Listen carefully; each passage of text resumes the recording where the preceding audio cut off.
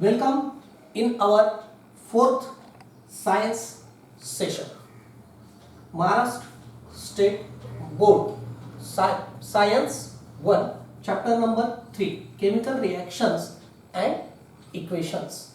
For previous 3 videos, follow our YouTube channel E-Satatya.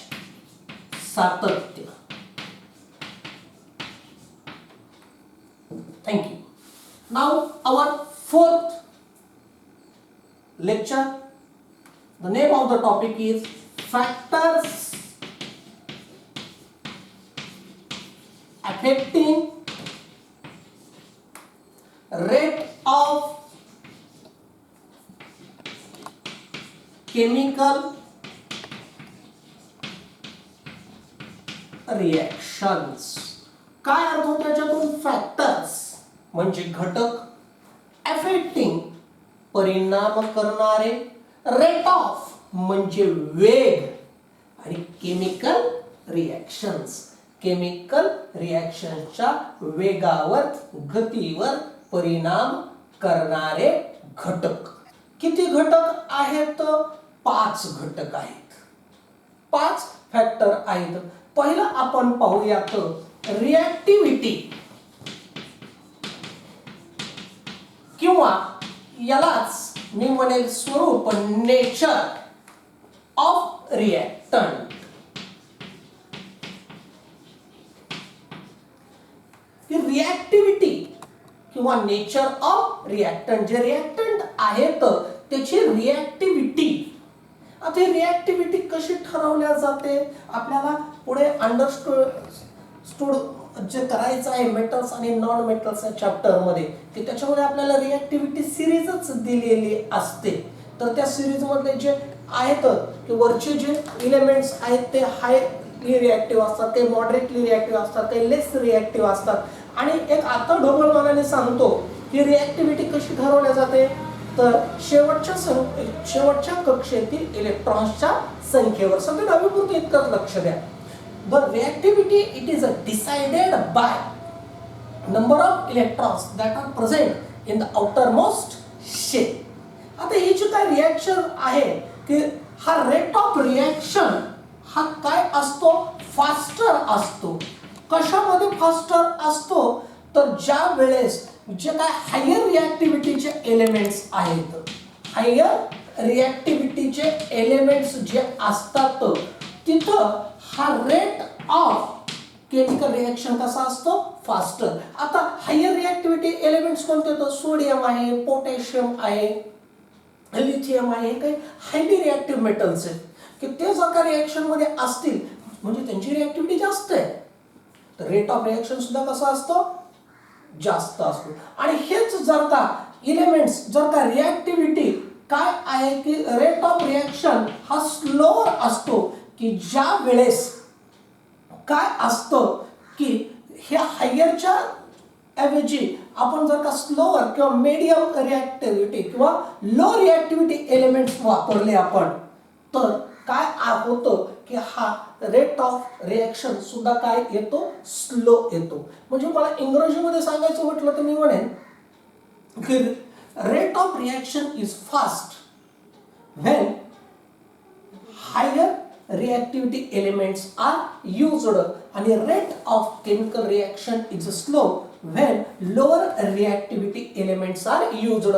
आपल्या 10वीच्या text book मध्ये एक example दिलेले याच्यासाठी कोणतं? किंवा तुम्ही 2 एलिमेंट्स यूज करत आहात, ॲल्युमिनियम आणि झिंक, Al ॲल्युमिनियम आणि Zn झिंक. असे 2 एलिमेंट्स तुम्ही तुमच्या प्रयोगशाळेमध्ये रिएक्शनचा रेट चेक करण्यासाठी यूज करत आहात.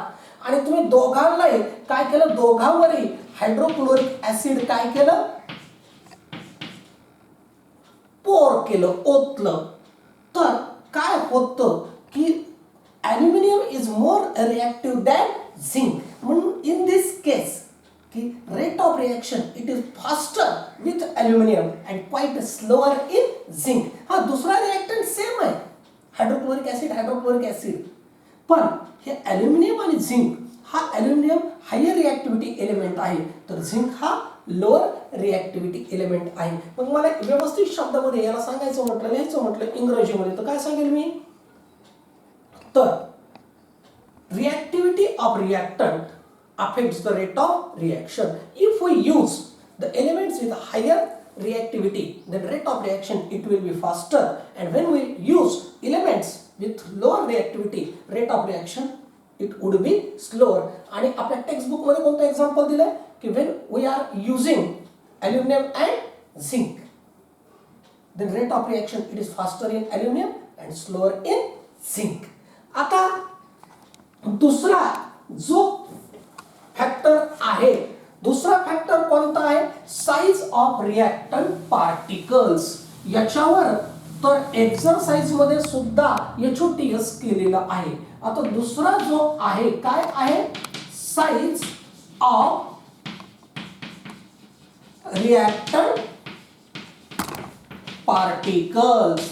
रिएक्टंट पार्टिकलच्या साइज आपल्याला एक्सरसाइज मध्ये प्रश्न दिलेला आहे की शहाबाद टाईल आहे, शहाबादी फरशी आहे की त्याचे पीसेस घेतले, तुकडे घेतले तर rate of reaction is slow, आणि तेच आपण त्या शहाबादी फरशीचं पावडर घेतलं तर rate of reaction is faster. असं एक हायर ऑर्डर थिंकिंग स्किल केलेलं आहे. एक्सरसाइज मध्ये आहे ते गिव्ह रिझन. आणि हे आपल्याला गिव्ह रिझन येणार आहे प्रश्नपत्रिकेमध्ये. क्वेश्चन 2A मध्ये 3 गिव्ह रिझन्स आहेत. तर हे असे गिव्ह रिझन येण्याची जास्त शक्यता असते की ज्याचं उत्तर थोडंसं आपल्याला इनडायरेक्ट लिहायचंय. तर काय आहे? मग आपण म्हणू की साइज ऑफ रिएक्टंट पार्टिकल्स. मराठीत ऐकून घ्या की रिएक्टंट पार्टिकलची साइज छोटी असेल तर रेट ऑफ रिएक्शन जास्त असतो, आणि रिएक्टंट पार्टिकलची साइज ही जास्त असेल तर रेट ऑफ रिएक्शन स्लो असतो. म्हणजे मी काय म्हणेन की हा जो रेट ऑफ रिएक्शन जो आहे काय आहे? मग इथं मी म्हणेन रेट ऑफ रिएक्शन, आणि इथं लिहितो पार्टिकल साइज. आता रेट ऑफ रिएक्शन हा हाय कधी येतो? ज्यावेळेस पार्टिकल साइज कशी असते? स्मॉल असते.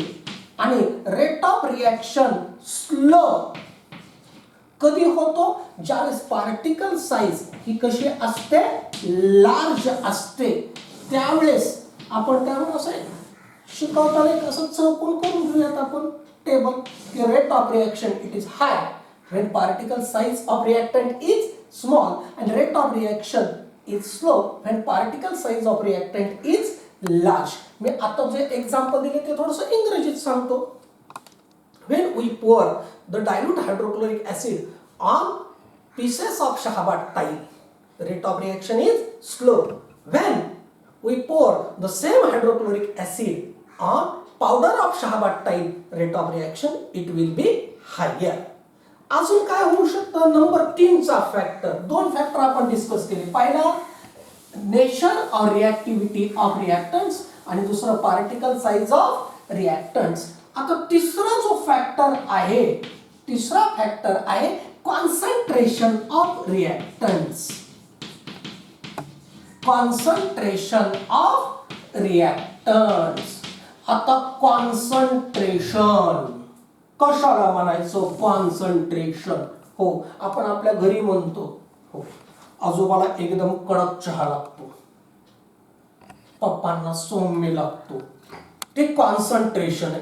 आजोबाला कडक चहा लागतो म्हणजे त्याच्यामध्ये जे चहाच्या पावडरचं प्रमाण कसं असतं? जास्त. चहा कसा होतो? कॉन्सन्ट्रेटेड. आणि चहा पत्ती चहा पावडर थोडं कमी वापरली की काय होतं? लेस कॉन्सन्ट्रेटेड. काय होतं? लेस कॉन्सन्ट्रेटेड. म्हणजे असं या पद्धतीनं कॉन्सन्ट्रेशन असतं. आणि लक्षात घ्या, कॉन्सन्ट्रेशन जास्त, रेट ऑफ रिएक्शन जास्त. कॉन्सन्ट्रेशन कमी, रेट ऑफ रिएक्शन सुद्धा कमी. मग मी थोडंसं म्हणू शकतो काय? Rate of reaction is directly proportional to concentration of reactants. थोडंसं आपल्या भाषेमध्ये लिहायचं. Each and every time it is not necessary की थोडंसं पुस्तकाचं जसं जसं लँग्वेज आलं पाहिजे. मग आम्ही म्हणेन की rate of reaction it is faster when reactants are concentrated, and it is slower when reactants are dilute or not concentrated. याचं एक्झाम्पल द्यायचं म्हटलं तर मी म्हणेन की कॉन्सन्ट्रेटेड ऍसिड्स. कॉन्सन्ट्रेटेड ऍसिड्स मध्ये रिएक्शन कशी होते? फास्ट होते. आणि डायल्यूट ऍसिड आपण जर का यूज केलं तर रिॲक्शन कशी होते, स्लो होते. अगदी मागच्या ॲल्युमिनियमवर जर का आपण कॉन्सन्ट्रेटेड ऍसिड टाकलं तर हायड्रोक्लोरिक ऍसिड रिॲक्शन फास्ट होईल. डायल्यूट टाकलं तर तुलनेनं स्लो होईल. बघा किती फॅक्टर झाले, 3.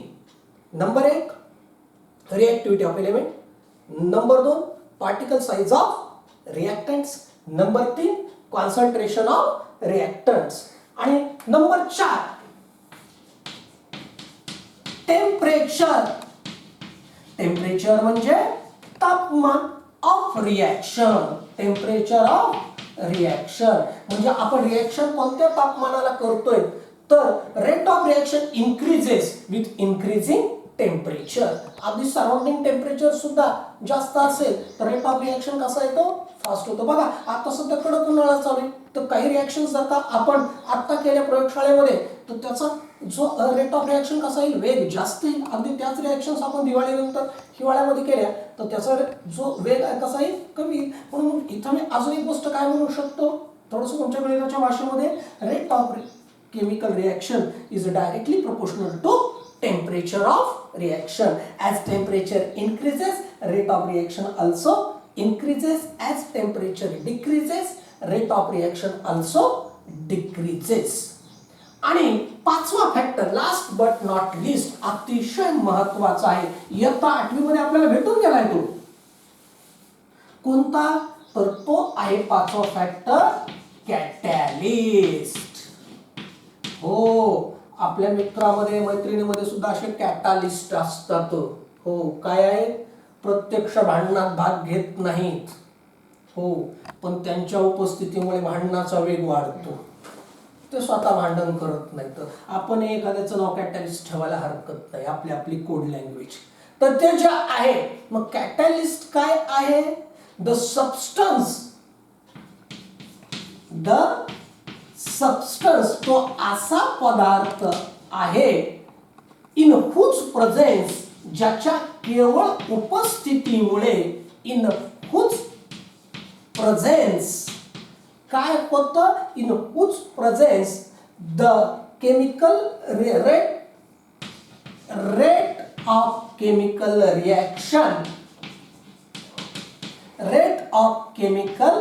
रिॲक्शन इन्क्रीजेस किंवा मी म्हणेन चेंजेस. पण सगळ्यात महत्वाचं म्हणजे without causing any change in it. ह्या पदार्थामध्ये स्वतःमध्ये काही बदल घडत नाही, पण तो जर का नुसता उपस्थित जरी असला तरी काय होतं, रेट ऑफ रिॲक्शन वाढतो. Such substance is called as catalyst. ह्या आपण समजा एखादी रिॲक्शन विदाउट कॅटॅलिस्ट वापरली आणि विथ कॅटॅलिस्ट वापरली तर निश्चित रेट ऑफ केमिकल रिॲक्शन मध्ये काय होतो, फरक येतो. If we use catalyst, rate of chemical reaction it would be higher. तर जे आहे, मग आताच एक आपण मागच्या प्रिव्हियस लेक्चरमध्ये पाहिलं होतं की वनस्पती जे आहेत, व्हेजिटेबल ऑइल प्लस हायड्रोजन, त्याच्यामध्ये याला निकेल, हा आपण काय वापरला होता, कॅटॅलिस्ट वापरला होता. तर अजून जे आहे की आपण किंवा डिकम्पोजिशन करतोय कशाचं, आपण अजून एक सांगितलं होतं पहिल्या याच्यामध्ये, डिकम्पोजिशन रिॲक्शन मध्ये कशाचं नॅचरल डिकम्पोजिशन केलं होतं आपण, H2O2 चं केलं होतं. H2O2 म्हणजे आता सांगायची गरज नाही तरी सांगतो, हायड्रोजन परऑक्साईड. याचं डिकम्पोजिशन होतं. हे नॉर्मल रूम टेम्परेचरला कसं होतं, स्लो होतं. पण तेच जर का आपण तिथं कॅटॅलिस्ट ऍड केला, मॅंगनीज डायऑक्साईड, कोणता, मॅंगनीज डायऑक्साईड, हा कॅटॅलिस्ट जर का त्याच्यामध्ये मिसळला तर ह्या H2O2 चं सुद्धा नॅचरल डिकम्पोजिशन कसं होतं, फास्ट होतं. आपण म्हणजे हे दोन्ही पदार्थ प्रयोगशाळेमध्ये सहज उपलब्ध असतात. पुढे चालून तुम्हाला त्याचे प्रयोगशाळेमध्ये प्रयोग होतील सुद्धा. पण थेरॉटिकली आता हे किती फॅक्टर्स अफेक्टिंग आहेत, 5. नंबर 1 काय आहे, रिॲक्टिव्हिटी और nature of reactants. Number 2 particle size of reactants. Number 3 concentration of reactants. Number 4 temperature of reaction. आणि नंबर 5 कॅटॅलिस्ट. हे काय आहेत, 5 घटक आहेत. हे 5 घटक काय करतात? Rate of chemical reaction, chemical रिॲक्शनचा जो वेग आहे त्याला कमी जास्त करण्यासाठी कारणीभूत आहे. आणि याच्यावर मी तुम्हाला सांगितलेलं आहे की एक्झरसाइजमध्ये सुद्धा प्रश्न येतो शहाबत टाईपचा वगैरे, ते नंतर तुम्हाला सांगणारच आहे. Okay, thank you.